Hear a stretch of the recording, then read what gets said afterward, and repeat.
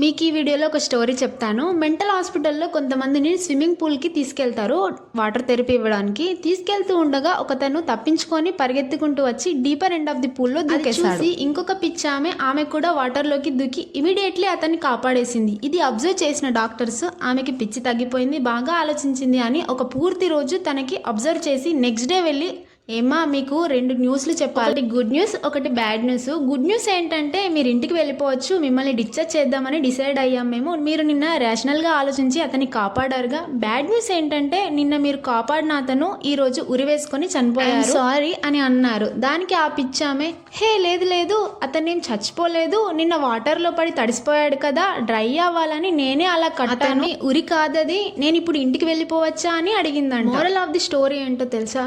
Don't be too quick to judge. అది మంచి అవ్వచ్చు, చెడవ్వచ్చు, వెంటనే జడ్జ్ చేయకూడదు. ఎవరికి తెలుసు ఎవరి బుర్రలో ఏం నడుస్తుందో, ఎందుకు ఎవరు ఎలా ప్రవర్తిస్తున్నారో.